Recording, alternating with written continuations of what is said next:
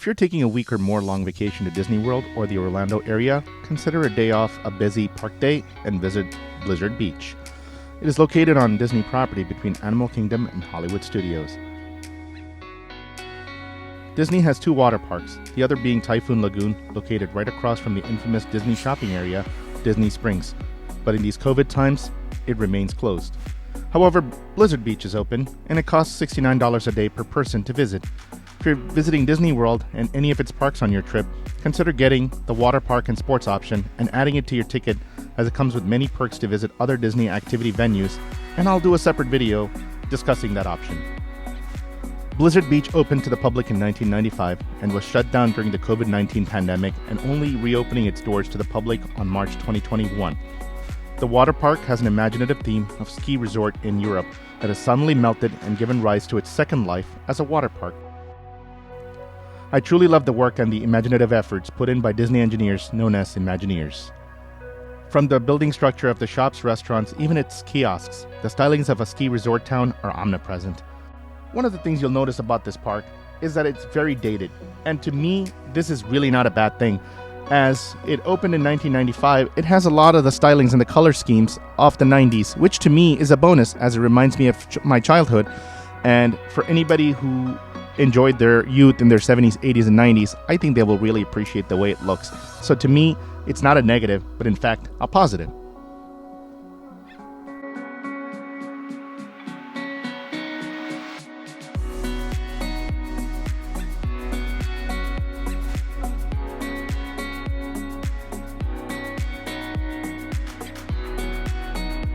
There are many areas where beach chairs are available for use throughout the park, whether you want to lay in the sun or in a shaded area like this one.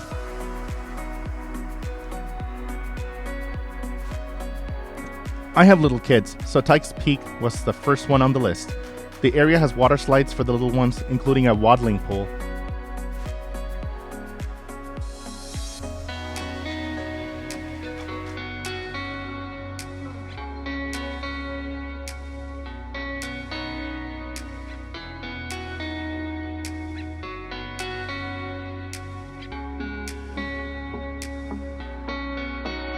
It was then time for our family favorite at any water park we visit, the Lazy River.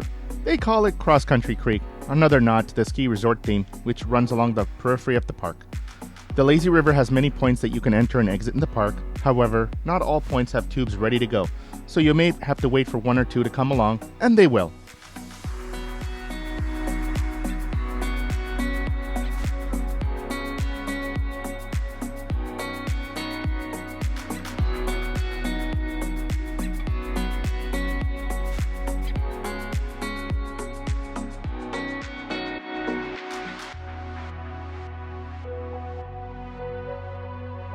There are two types of tubes for you to ride on. One is the donut type, and the other one is a chair type that you can just sit on easily and float down the river.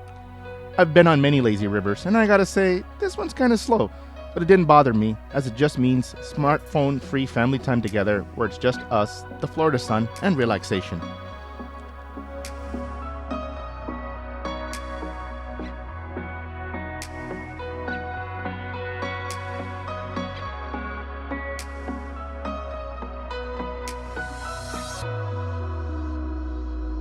The ski resort theme, as I mentioned, is present everywhere, including this ride. For example, you float down through a supposed ice cave where the snow and ice is supposedly melting above you and can spray down on you, as you see here.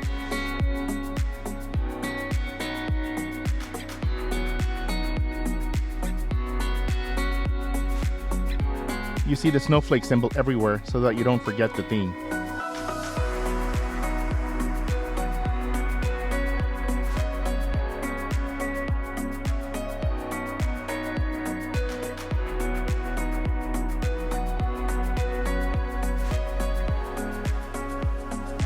Next up was the Ski Patrol training camp area, which features a large pool and my favorite, a simple tube slide that's designed to thrill kids without scaring them too much. There's also a challenging iceberg obstacle course, as well as intermediate level water slides.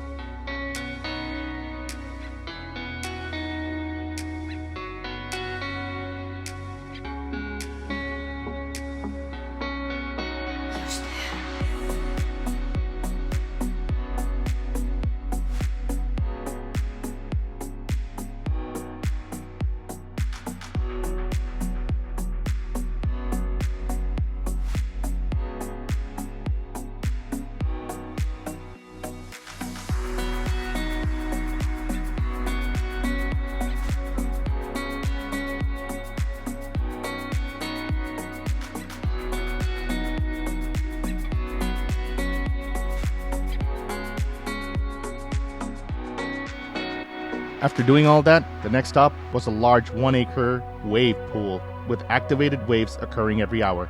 They call it Meltaway Bay. I really can't get over the efforts they put in to make it seem like this place is in fact a ski resort gone wrong.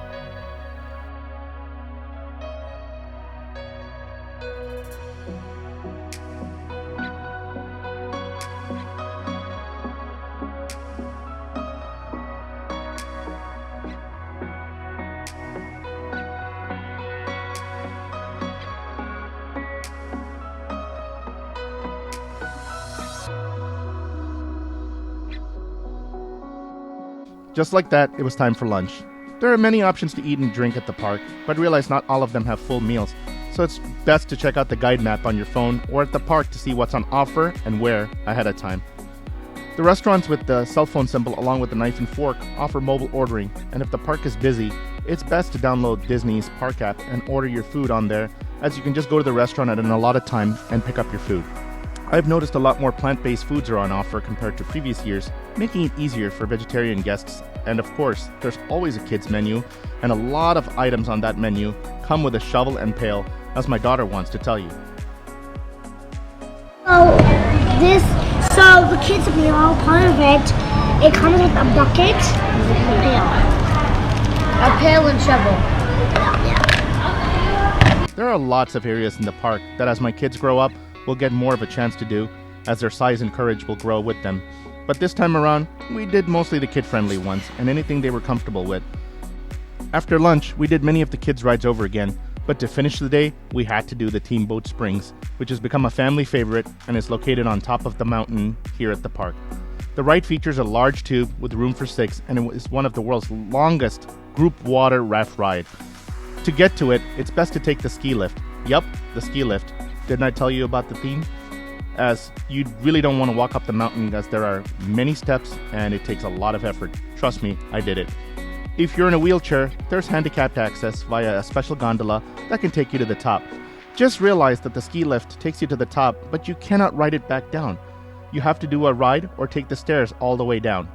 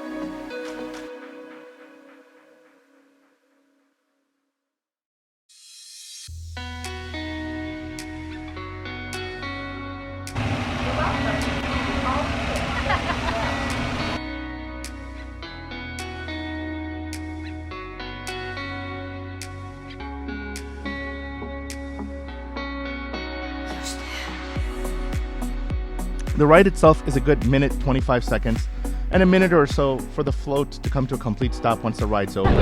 Oh my goodness! I don't want to have family fun like this!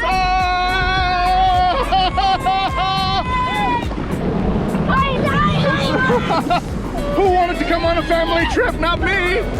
Not again! Oh my goodness!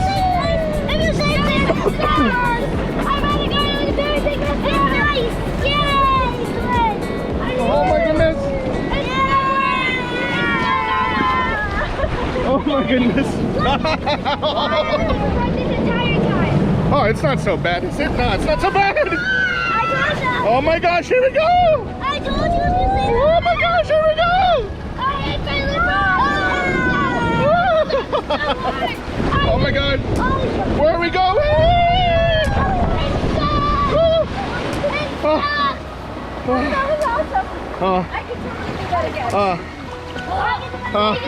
As you can see, we didn't do all the rides. That's okay. Gotta have something to look forward to for the next time we visit. I enjoyed my time here, and I think the ticket price is worth it to have good time with your family away from the craziness of everyday life. I think Disney has done a good job of maintaining the park, and the fact that they haven't updated too many rides since its inception is actually a good thing in my books, as it reminds me of all the things pure and simple when I was younger.